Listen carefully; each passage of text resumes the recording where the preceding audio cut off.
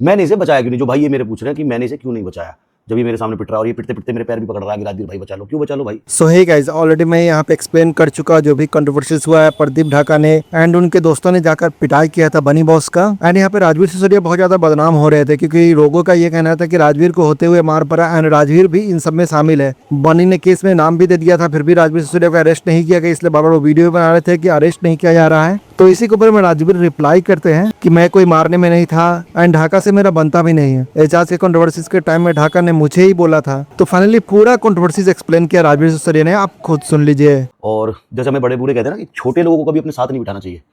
छोटे से मतलब मेरा ये नहीं है पैसे से जेब से, छोटे से मतलब ये है जिनकी मेंटालिटी छोटी है, जिनके संस्कार छोटे हैं, जिनकी परवरिश छोटी है, जो साथ बैठते हैं खाते हैं फिर पीठ में खंजर भोंक देते हैं। मैंने इसे बचाया क्यों नहीं? जो भाई ये मेरे पूछ रहे हैं कि मैंने इसे क्यों नहीं बचाया, जब ये मेरे सामने पिट रहा है और ये पिटते पिटते मेरे पैर भी पकड़ रहा है कि राजवीर भाई बचा लो। क्यों बचा लो भाई? जब राजवीर भाई की माँ को तुम गाली दे रहे थे सोशल मीडिया पर कुछ व्यूज के लिए, कुछ फॉलोअर्स के लिए, राजवीर की माँ को गाली दी जा रही थी, तब तुम्हें ये नहीं सोचा था कि कभी राजवीर सामने पड़ेगा और या मुझे कुछ मुसीबत होगी? किस मुंह से तुम मुझसे मदद मांग रहे हो? मुझे तो ये भी समझ में नहीं आ रहा। तो अब इस वीडियो में ये मुझे कह रहा है, ये मुझे माँ को गालियां दे रहा है, पूरे राजपूत समाज को गाली दे रहा है, कह रहा है राजपूत समाज ऐसे लोगों को वो करता है, ये करता है। 5-5-6 मिलियन फॉलोवर इनके, 5-5-6 मिलियन की क्या जलन है भाई? तो इस लड़के के मुझे भाई मैसेज आते थे, भैया आपसे मिलना, मैं आपका बहुत बड़ा फैन हूँ, जब से आपके साथ वो केस हुआ था 2020 में, झूठा केस लगा था आप पे, तो आपने बहुत कुछ स्ट्रगल करा लाइफ में, आपसे बहुत कुछ सीखे, प्लीज आपसे मिलना, प्लीज आपसे मिलना, प्लीज आपसे मिलना। तो 4 मिलियन कुछ मेरे सब्सक्राइबर फॉलोवर हुए थे इंस्टाग्राम के ऊपर जब ये आया केक लेके मुझे मिलना, और मेरे पास टाइम नहीं था। मैं कहा चल इतना ज्यादा कह रहा तो मिल लेता हूं। मैं जिम जा रहा था, इसने कहा भाई आपका केक काट लूं।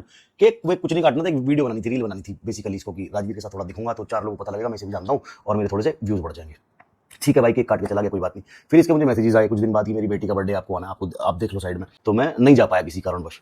उसके बाद मुझे मुंबई बिग बॉस वालों ने बुलाया हुआ था, फिर इसके मैसेज आए, भैया मैं भी मुंबई में हूं, मिल लो, किसी कारणवश मैं फिर नहीं मिल पाया। फिर उसके बाद मैं फिर एक बार और मुंबई गया, इसको पता लगा राजवीर मुंबई पता नहीं क्या वहां करता है, तो मैं मुंबई गया। फिर इसके मैसेज आया कि भाई छोटे भाई भी वेटिंग लिस्ट में है, मिल लो। तो मैंने इसका मैसेज देखा नहीं। वो अब इससे कह दो कि ये अपनी बेटी की कसम खा ले कि मैंने इसे हाथ लगाया हो, या मैंने इसे गाली दी हो, या मैंने इससे कोई बदतमीजी करी हो, या मेरा इससे 1 रुपए का भी लेन देन हो, और तुमसे हम 2-3 बार नहीं मिल पाए, तो तुम्हें क्या ऐसा हो गया कि तुमने मेरी माँ को, बहन को और पूरे राजपूत समाज को गाली दे डाली? और अगर केस की बात करें तो अभी देख लो ना, आपको वीडियो सीधे सीधे सामने दिख रही है, मैं हाथ भी नहीं लगा रहा, फिर भी मेरे ऊपर केस लग गया। और अगर आप यूट्यूब के ऊपर बन्नी शर्मा डालोगे या लेटेस्ट तिलक नगर इंसिडेंट डालोगे तो सबसे ज्यादा थंबनेल में फोटोज मेरे आ रहे हैं कि मैंने किसी को मारा, जबकि मैंने हाथ नहीं लगाया, तो लग गया केस। बिना हाथ लगाए किसी को पीटने का केस लग गया, तो केस तो ऐसे ही लग जाते हैं भाई। हमें तिलक नगर बुलाया गया था, एक सैलून की एनिवर्सरी थी जो कि शिवानी गुप्ता का सैलून है। मेरे साथ खाली मयंक गया हुआ था, आदि के साथ 2 कैमरामैन थे उसके, और 2 दोस्त थे। आप ब्लॉग में देख लेना, कोई हम होंगे 6-7 लोग। हम वहां गए, तो ये भाई फिर वहां आया, इसको भी बुला रखा होगा। अब इसको जब बुला रखा था तो इसका मुझे देखते मुंह सफेद पड़ गया। अब ये तो कहते भाई थोड़ी इंसानियत रखो, थोड़ी तमीज तहजीब रखो, कि कभी जिंदगी में किसी सामना हो ना तो ऐसे पिछवाड़ा फटके हाथ में ना आ जाए, ऐसे हलक ना सूखे। फिर भी इसने आया, भाई कैसे हो? तब भी मैंने हाथ मिलाया, कुछ नहीं कहा इसे। मैं कहा ठीक है भाई, हम ठीक है, तू ठीक है?